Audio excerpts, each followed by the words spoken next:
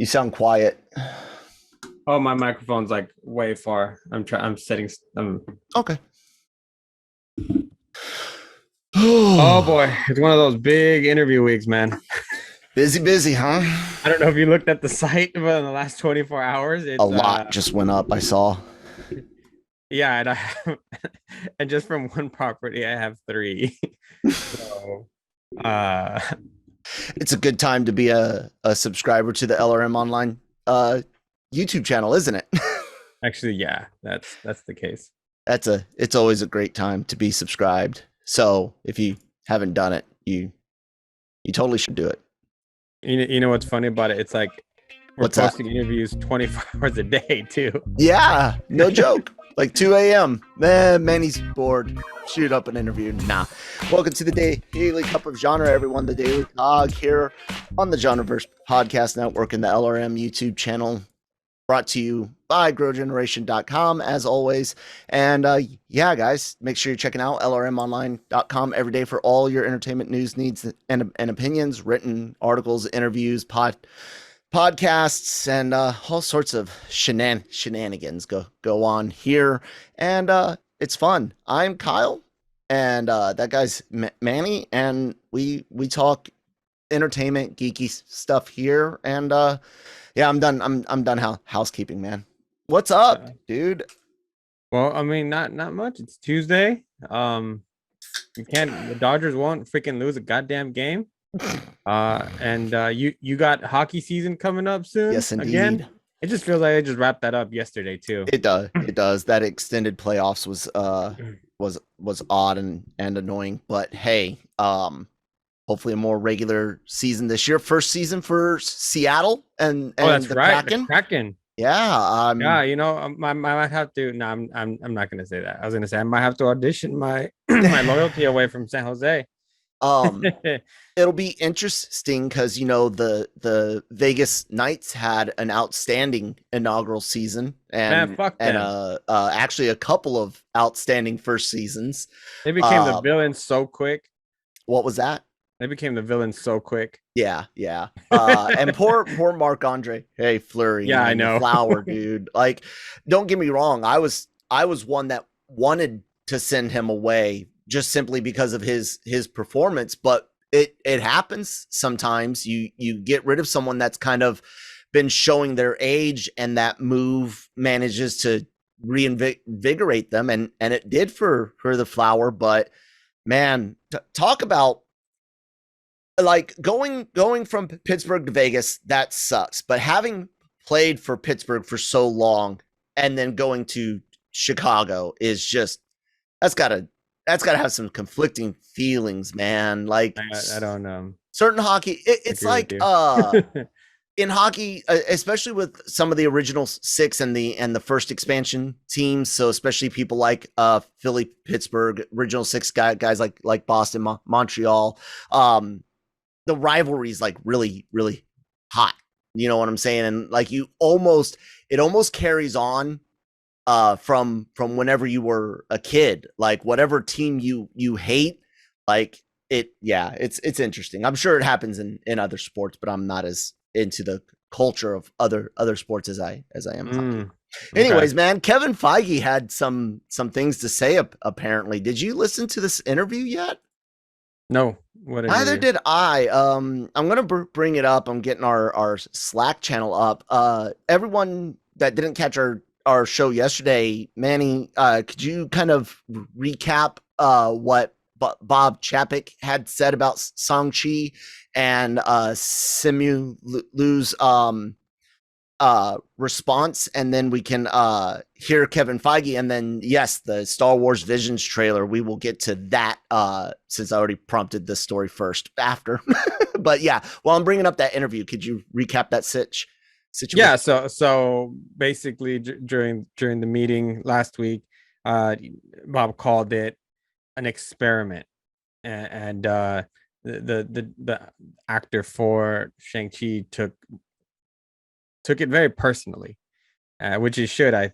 We talked about it yesterday, so if you want to listen to our thoughts on that, you listen to yesterday's episode. and he basically said we're not an experiment, we're always the underdog, and yeah, just took offense to the idea that Shang-Chi, their movie, was the one that's going to be the test pilot for a new way of doing things going forward. And so yeah, it really put the House of Mouse again in a bad light, as they seem to be doing quite often lately for one reason or another. And I think it seems like it's not even on purpose. It's almost like they're trying to do things, and things just don't Yeah, end up working out well. exactly. And I had mentioned, that the executive leadership at the studios especially is different today than it was under Iger. Right. Mhm. And that they're putting more numbers type people that aren't necessarily who you want talking and being the face. Yeah, I don't disagree with you at all. So yeah, I mean, I'm one of those people. I'm a very uh war can have different effects on people, and one common one is like an empathy. You kind of have to learn to shut certain things off more often, and empathy can kind of be hard to muster sometimes when you get used to that.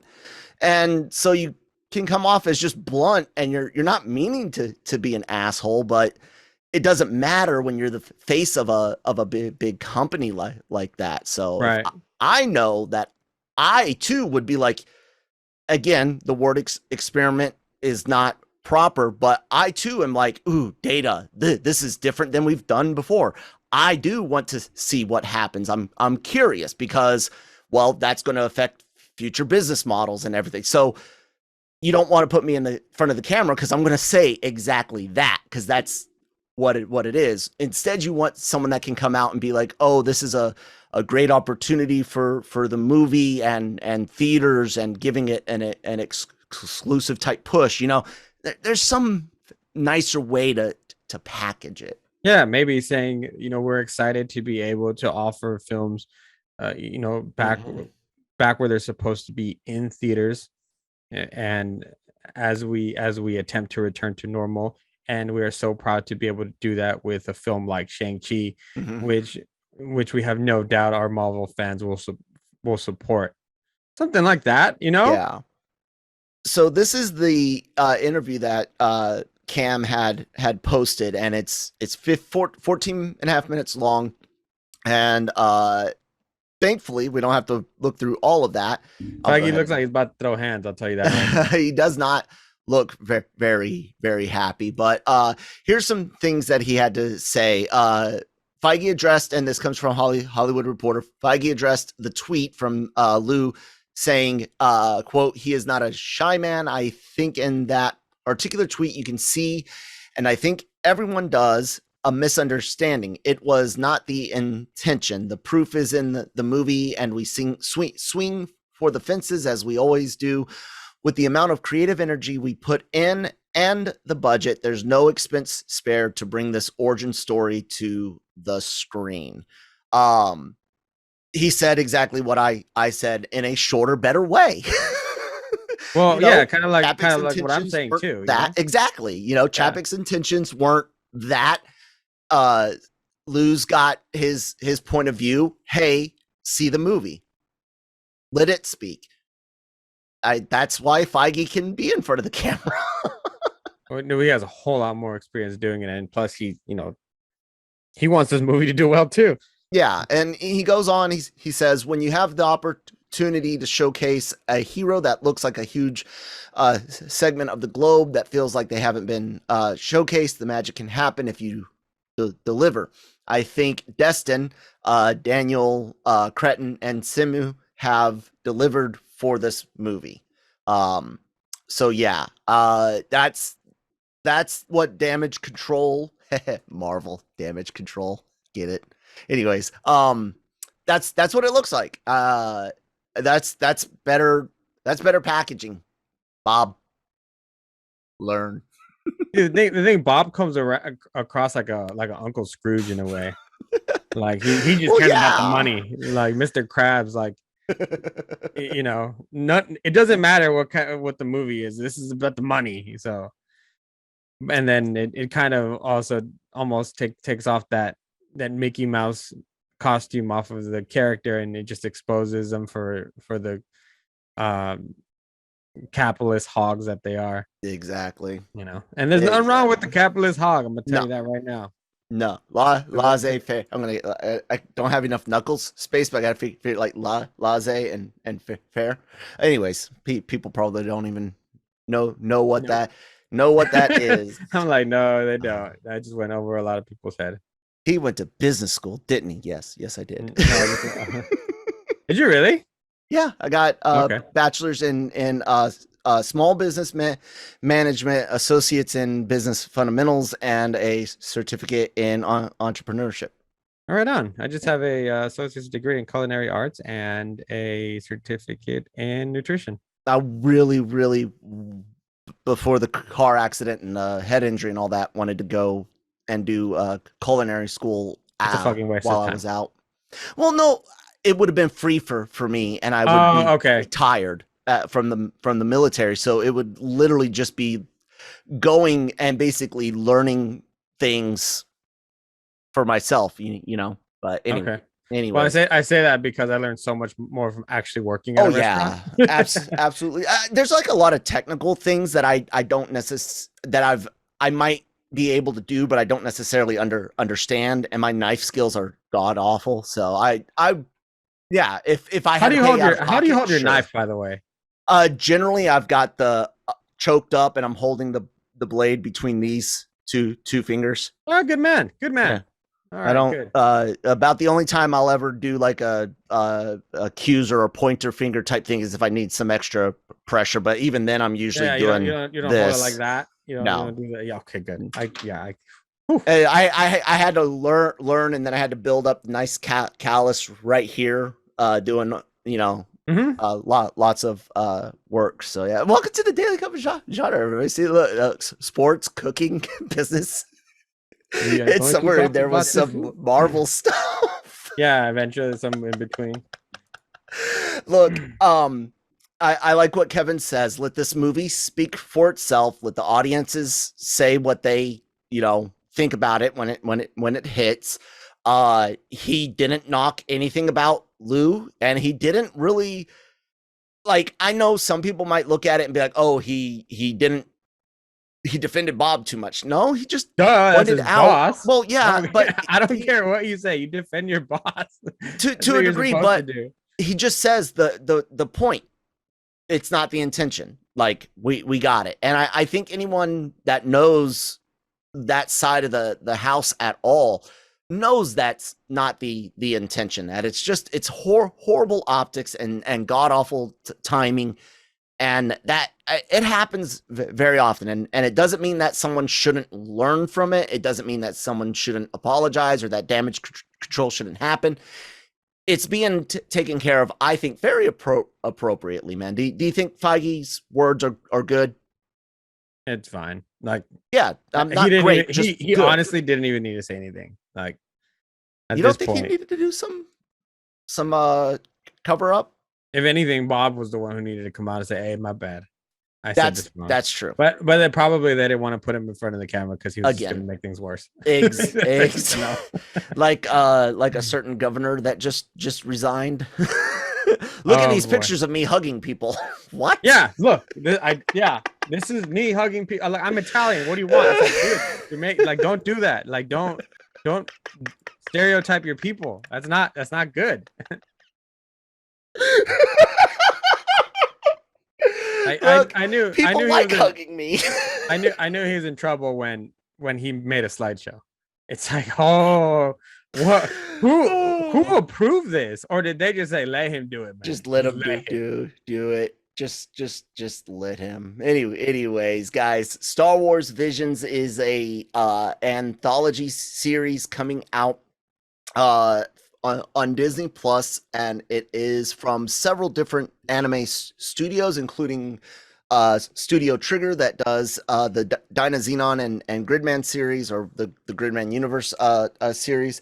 And yeah, I haven't seen this yet. Manny, have you seen it? No, I just learned about it when I messaged you about it, so I wouldn't come off as a jerk on the podcast on the morning show. There we go. All right, guys, let's check this out. Long ago, a great warrior came to this village. Okay. And entrusted our ancestors with this.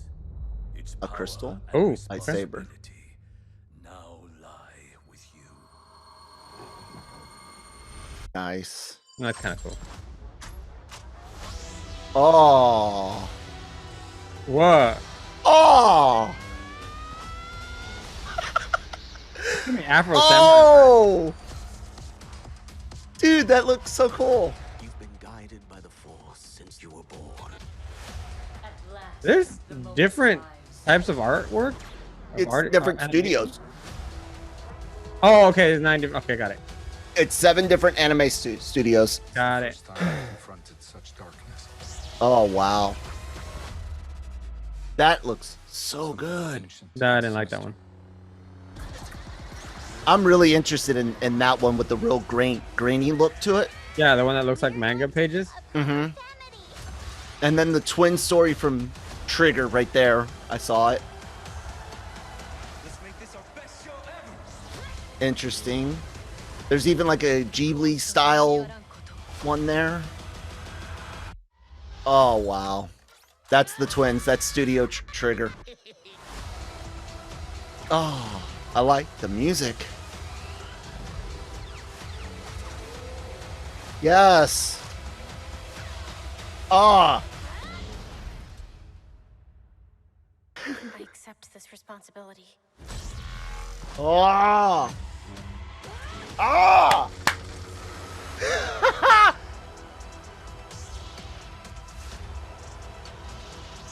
Shut Oh, up nice. and The take Japanese wording in the shadow. goddamn honey. Just shut up and take my money. Oh, dude, that looks so cool. I dug it. What'd you think? It was good. I liked it. There was a couple of the anime styles that I cared for more than others. Yeah, absolutely. I don't know which one it was, but there was one that really, like, hands down reminded me of Afro Samurai. And if there's Mhm. something I loved growing up was Afro Samurai. You're probably a Um, Samurai Champloo fan too, then? I don't know what that is. Okay. You would be. Okay. They're all kind of in that same vein of artwork style. Mhm. So yeah. Many people kind of like that same line of shows. That Yeah, that like the way they did Batman Ninja. I thought that was Mhm. done really well.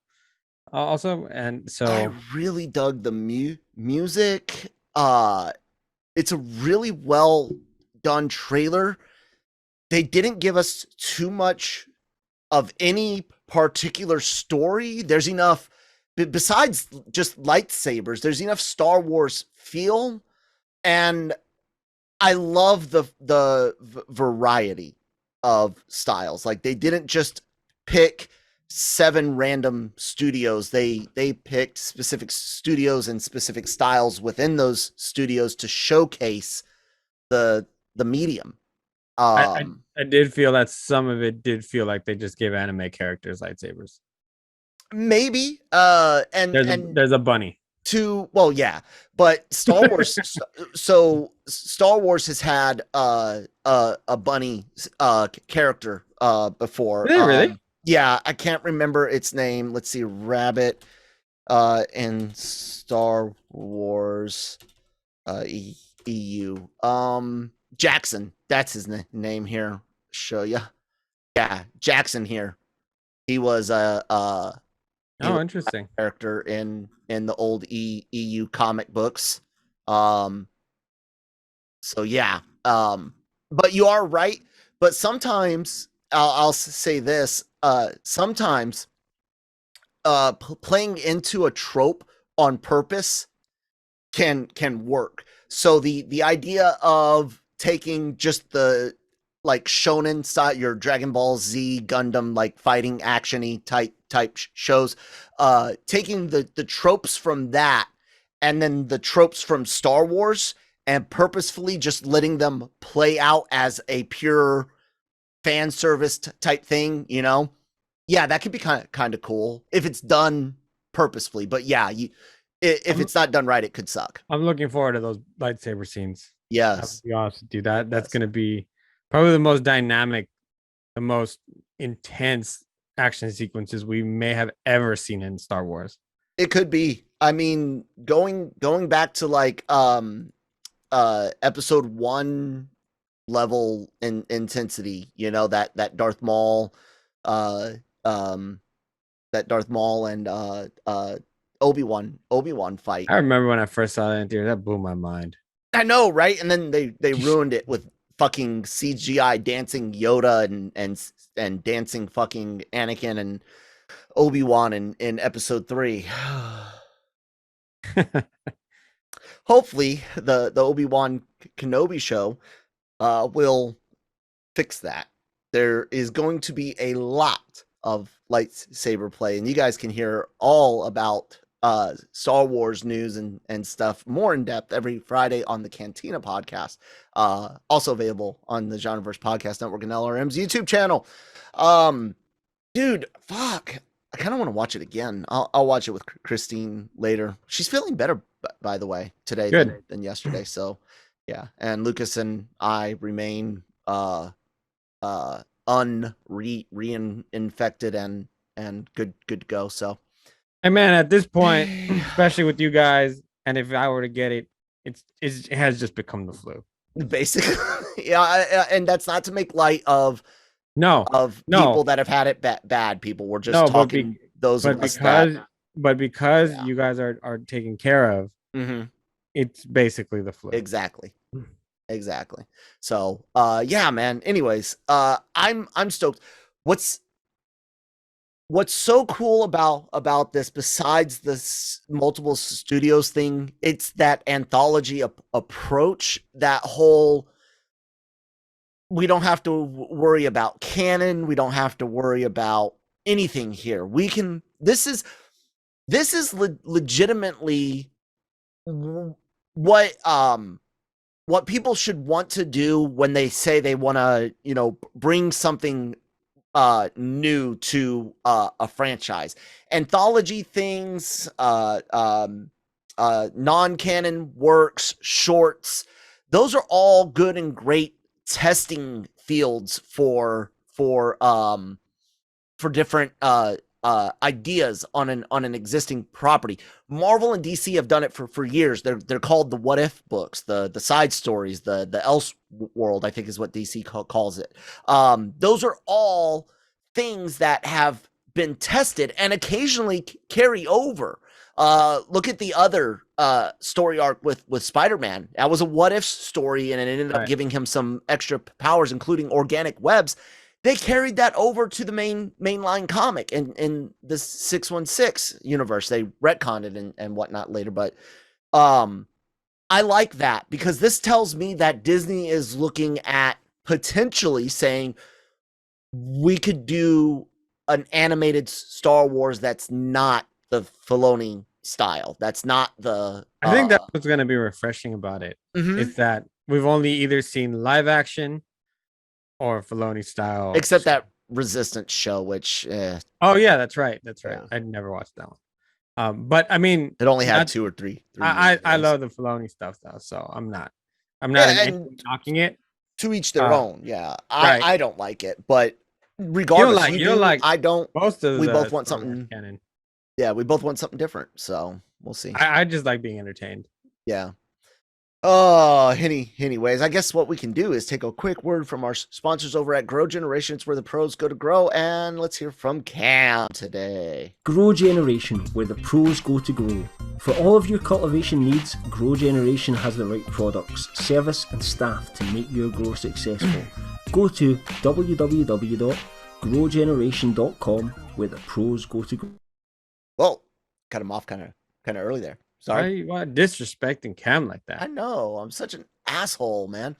You know, with the theater thing that we were kind of talking about yesterday, I was talking to my friend, and he really he's really concerned about one aspect, and because I brought it up in our meeting last night, and that's that new ceiling, man. I kind of thought more on that. I think that the current productions that have already got budgets, their stuff's of course locked in, but I think we are going to see a few years of a dramatic drop in budgets as the theater situation kind of shakes itself into its new normal. What do you think that looks like, dude? Like 3 or 4 years where the most expensive budget might be $100 million. Like, You know what? I am all for it. Let me tell you why. Indie filmmakers have to deal with this kind of crap all the time, and budget then constraints. Yeah. sometimes they're given crap for the movie they make, and then you talk to them and you find out they had 14 days to shoot that then was cut to 10, or something didn't work, or they did have this expense, or the studio backed out on this with this or that. So what you're gonna see is you're gonna see a rise of filmmakers who are gonna be able to step up to the challenge and make those films. For example, when Todd Phillips made Joker, they gave him a restricted budget because they thought he wanted to make a big budget film. Turns out he wanted to make an artistic masterpiece, which got DC more money than a lot of movies. Possible. Yeah, you didn't need Batman. You didn't need a Superman. You didn't need to try and make it, what compete with Marvel. You just let it stand on its own. So I think what's going to end up happening is you're going to get some masterpieces, I think, from filmmakers you weren't used to seeing, who you're used to maybe just seeing on a big budget film. And then you'll also see some duds where you'll realize, this guy hides behind, the big budget. Yeah, that's true. And so I'm all for it, man. I'm all for a 2-3 year span where the budgets are restricted, and you have to pay more attention to the art that you're making in a film. Not to say you're not doing it with big budgets, because we love the big budget. Yeah. Because hell, like Endgame, you needed that gigantic budget to give us that super climatic comic book history moment. But like I said, then you have a movie like Joker, where just the acting alone on Joaquin Phoenix and the story just let that movie do its own thing. So being a guy who's fallen for indie films lately, I'm all for it, man. Because like think about it, like horror films too, not that impacted because their budgets usually aren't that big. And being a horror buff, hey, I'm all for it. Maybe you see more horror films being made. So very true. Very true. That's what I think, man. It'll be interesting to see what it does to the big franchises. You're absolutely right in the fact that this could help some smaller projects get equal exposure. It's going to be interesting. I'll say this right now. Disney is so happy they invested in the Stagecraft technology, the volume. Oh yeah, absolutely. They are so stoked about that, and the guys over at Unreal, the team over at Epic, I think, is the guys that own that engine. It's just it's insane, guys. Like, kind of, I guess we could kind of transition into a bit of a Tech Tuesday segment here on the Daily COG, which is something we normally like to do. Missed last couple weeks, but illnesses and whatnot. Anyways, video gaming technology and computer gaming specifically, especially now that the PlayStation itself uses x86, PC architecture, PC processing architecture, like the Xbox had for a bit. The fact is that a lot of what you saw on the screen of The Mandalorian was video game work. That's really cool. That's really cool. It's Unreal Engine. Yeah, isn't Unreal the ones who make Mortal Kombat? The engines used for it, yeah, it Okay. was. The for those that don't understand, I mean, it's exactly what it kind of sounds like. A game engine drives everything in the game. It's how the coding and the hardware and the software communicate to render the images and the game. And it's an absolutely astounding thing to see used. I mean, Pixar, Lucasfilm themselves, pioneered the Pixar computer and technology of computer animation, and it all came from things that were being used mostly for video games. And it's like, how can we? And you take that and you look at actual video game movies, Resident Evil, Mario Brothers, Double Dragon. Oh God, remember the Street Fighter movie? I don't want to remember it. Everyone was. Do you remember the Dragon Ball Z movie? Yeah. At least that director had the balls to say, "I did it for money, guys. I'm sorry. I understand I fucked you up, but I did it for money." I can at least respect that. But all of it, and then you look at video games, again inspiring and helping make these movies. It's absolutely insane, and how connected it's all been. The Stagecraft machines that use the wraparound technology. Everyone's seen it. I'm sure. I'm trying to bring up a screen right now, and we can take some looks. This one has been seen all over. But this, I want to get it in gadget. All of this back here, guys, is almost all rendered in real time using a game engine. Like, they're able to zoom in, zoom out, change the positions, just like you do when you're in a video game development mode, debugging, or building the maps and whatnot. It's kind of similar to what they did in Ready Player One and the Oasis. Spielberg was able to put on a VR headset at any time and actually see the set instead of the motion cap studio. So he could literally walk around and be like, okay, this X-Wing, push it. I want it smaller. This over. He had to do that with that visor and stuff, though, and somebody else on the computer doing things. Now there's just somebody that's like, hey, let's bring the mountains about 50 miles closer. Perfect. And all they do is they adjust in real time with a game engine, man. And I think something that's really important that sometimes looked over is the importance of having it there in real time because of the lighting. We have a lot of reflective surfaces, especially in a film like The Mandalorian. And what ends up happening if you have a green screen or even a blue screen is you don't get the right reflection off of the metal, off of the clothing, whatever it is, the plastic. And because what happens is, of course, the light's going to reflect the green screen, not what's digitally entered.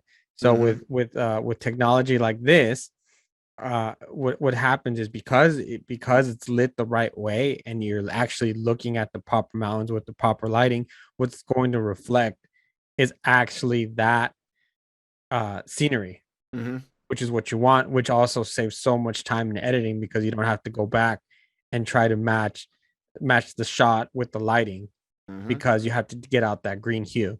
Yep, you're doing it right there, and we've seen it, and it's kind of cool today because you can fix some mistakes, and I often ask myself, why doesn't a studio go in and fix this mistake with the technology that we have? And it's kind of because the quirks of old films and old SFX special effects mistakes, they kind of add to the experience, and certain things you want to take out, like a guy in blue jeans in the Mandalorian, you can take them out. It's kind of cool, but no, you should have left them in. This right here is an example of what they can do with the volume, and instead this is an actor on the stage. Literally, they're able to light up different change. Not only does this have implications for movies as we've seen. You've sung the praises of 4D theaters. I find them gimmicky only because I've never experienced them outside of a theme park. Like, I've never seen a 4D movie with, regular Hollywood movie. Can you imagine? It's a gimmick. Yeah, even then it's a gimmick. But can you imagine those types of experiences in a volume at theme parks? Not necessarily, regular theaters, but at a theme park with this type of technology and the amount of like interactive, choice-based rides and simulators and experiences, stunt shows. Imagine the stunt shows that you could do, the things that we see at Universal and Disney. Imagine that with this expensive room. Yeah, but it's multi-purpose. Think about it. So you could in one area you could have an Indiana Jones stunt show and a Star Wars experience, and then during Halloween it's a Halloween oh yeah, I could see that. You know what? It enables a lot of really cool ideas. Yeah, right now too expensive, and Disney already is pissed people off with the cost of the hotel. But I guarantee you that hotel screens, the Galactic Star Cruiser is using game engine technology for like the space fights that you're going to see and all of that. Now they may have done some actual miniature work. I'm not sure. I hope to see some behind the scenes stuff in the future, but it amazes me because I was playing classic Mario Kart on the Super Nintendo emulator on the Switch, and my son loves it. He likes classic games. He's not. You remember how we were turned off by older graphics as graphics got better, and it wasn't until we became older that we kind of had an appreciation for the retro stuff that we had, and that kind of kicked off the whole indie game, 2D side-scrolling game. For yourselves, man. I always went back and played Nintendo Zelda. Well, I mean, I did. I got hoity-toity about graphics. I was a PC gamer primarily, though, so I was always looking for that bleeding edge. You already hate. You spoke already so much about how much you hate crossplay because of how yes, no, consoles absolutely dragged it down. Well, absolutely. We all want to play too. Not everybody can afford the damn PC. You were playing. You had your own games. Anyways, there you go. I'm really, really excited about seeing all the things that have come from video games. There are school systems in this country right now with varsity esports teams. Oh yeah, and that is super cool. It is amazing. I can't express how unique my upbringing was. I was an Army brat. Our community had some cliques and stereotypes that are similar to civilians, but the kind of like being ridiculed for my geekiness started to fade away by the time I was in high school, because there was enough other weebs and gamers and stuff in the military community that by that point we weren't all making fun of each other anymore. But elementary and middle school, on the other hand, it was not a good time to be a geek in the 90s. Nowadays, like the idea of an esports team at school, no, it was hard to get a video game club, an anime club. We didn't have one of those. I'm very thankful, and like I said, I like that Lucas kind of digs the retro stuff because it kind of adds to it. But all from human beings that were working on computers and got bored and started making little games to pass the time, to test the systems, to push the limits, and now look what it's become, man. anyways, I guess I'm done nerdgasming all over. Well, what they did right is they developed this, of course, to be able to make um cheaper television shows. Mm-hmm. And now it's going to pay off in the sense that they're probably going to be able to make cheaper movies now too. Well, Ant-Man and the Wasp filmed Right. in the volume, so yeah. So I think that it was such a smart investment. I know that, and even in the clips, Quantumania, that is. sometimes where they're showcasing it, they're like, yeah, it cost a lot of money. and they might be hurting from it, but now they're like, I'm glad we invested that, because we're not going to have a lot of money coming in compared to 2019. So I mean, I look every weekend when we look at those numbers for theaters. Mm-hmm. I kind of take a breath for Hollywood, because I'm like, man, you guys did all of this pre-budgeted, pre-COVID, and you're gonna have to suck it up this year. So and then that's when you get people like Bob saying things that could piss off actors a little bit. So it's cool. It's cool. Hey, we often say, why doesn't Warner Brothers or DC learn from Marvel or Disney or whatever? We're always saying that about the movies being made or stories being told or whatever, whether it's right or wrong. The people say that often. However, this is one of those times where you look at early with the whole Chris Nolan situation and Dune and whatnot. Warner Brothers just said, we'll pay you guys.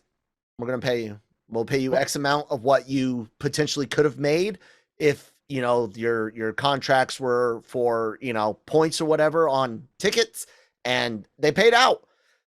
I'm wondering what the sheets are going to look like in the second and third quarter finals for a lot of Hollywood businesses this year. Yeah. There's going to be a lot of debt writing for a bit. We'll see how it ends up. But you guys want movies, want TV, you want games?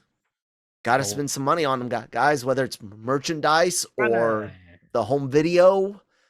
I know it's nice to stream everything. I hate to tell you this, though. It's all still compressed, and especially depending on your internet service provider.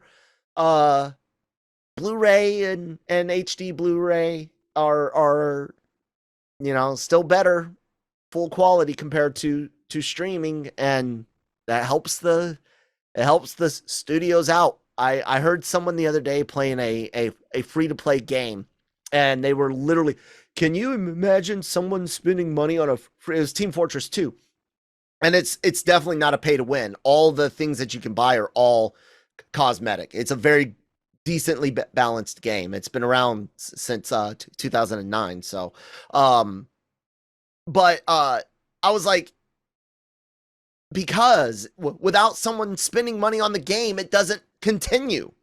Right. Someone's got to fund the actual servers that Valve and Steam are running for that game. It's not free. It's not. There's no game out there that has a solely community-based server group that is as effective and efficient as someone that's actually got money behind them, like a Valve, a studio, Epic, Apple, whatever. You know what I'm saying? So we gotta spend money to get something out of.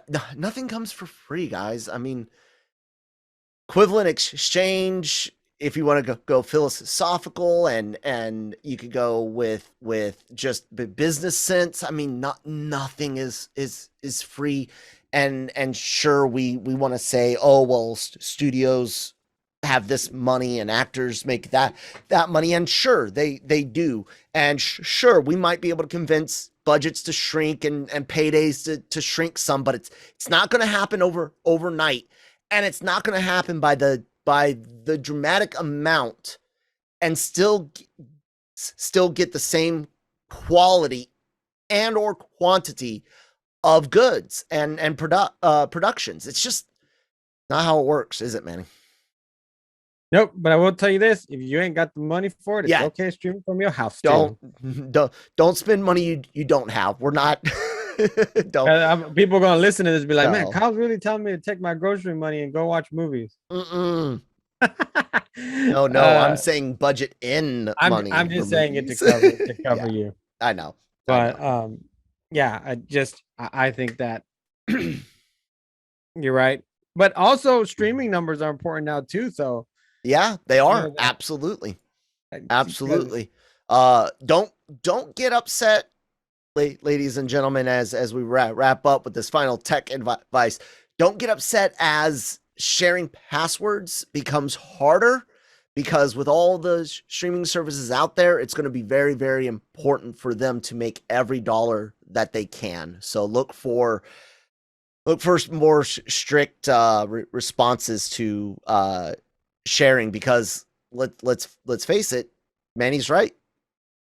Streaming is very, very important, and they need to make as much money off of it as they can, which means they don't want you sharing your password with people outside your house. So anyways, lrmonline.com every day for all of your entertainment news, needs, and opinions. YouTube channel, subscribe, hit the bell so you can be notified when all of the great videos, podcasts, interviews are hitting. And of course, the Genreverse Podcast Network, wherever you get your podcast from: Apple, Spotify, Google, SoundCloud, all that great stuff. Manny, you mentioned pretty busy interviews coming up. Any you want to highlight? I mean, there's just so much stuff up right now that's just gone up in the last a couple of days. Nancy put something up for Swan Song. Then there's a Netflix story about a boxer whose husband tried to kill her. A Gig interviewed her. That was up yesterday, and the story's up also. I have one for Josh Chessier's new film Overrun, who is another one of those amazing stuntman coordinators going over to directing, and so who knows what he'll be able to do in the near future. Then I have things going up for Diary of a Future President, and then we have Lego Masters up again. Gig interviewed Rod Roddenberry and Richard Harmon for The Return. I mean, I have something for a film called Demonic that's coming out this week from IFC Midnight, and everything in between. I mean, the Paw Patrol's one just went up on our site also. So yeah, lots to cover, lots to see. So we just are reporting on this, guys, as we're heading out. Rickman Daniel noted scooper deleted a tweet that says the No Way Home trailer's coming out at CinemaCon. Interesting. Rickman, he's good at his job, I'll say that. Looks like we might be getting a trailer next week, guys. By the looks of it, it says not for the public. Yeah. So. Doesn't matter. It's going to come out. That means that it's there. It's ready. I mean, that's probably been ready for a while. The movie's like really Doesn't close. Matter. It's ready. They're going to release it soon. I'm going to poke at you now. It's going to hit CinemaCon. And I don't really understand this whole, like when Disney did that at the Investor Day thing. That type of exclusivity, guys, it's gone. It's over. New York Comic Con is going to sell all digital passes. You can watch every panel from home. Like, come on, guys.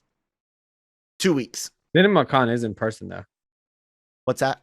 CinemaCon is in person. Gig and Nancy are going. Yeah, I understand that. I'm saying that type of, hey, we're going to do, only this, that's gone. And most places it's out usually within the next day or two for the general public. The old days of like when the Iron Man trailer hit at Comic-Con and it was like 2 months before they released it for everyone else. Those days are over. 2 weeks. If we don't see if Rickman's right and it screens at CinemaCon and we don't get it within a week, I'll I don't know. You'll find sit some there and wait. punishment. We'll find That's some what- punishment. You'll sit there and wait. I feel I can't- 2 weeks. If it hits CinemaCon And within a week. you're gonna be screaming about how Sony's terrible and They are terrible. No matter what they do, it's Whatever. terrible. But this is a Marvel film. No matter how much Sony wants to pretend it's theirs, it's a Marvel film. or how much you want to pretend No, it's not a Sony it's a film. Marvel film. And you know what? I don't have to pretend anything because the show's ending. That's just reality. Thanks, guys. We'll talk Look at tomorrow. that privilege. Executive privilege there.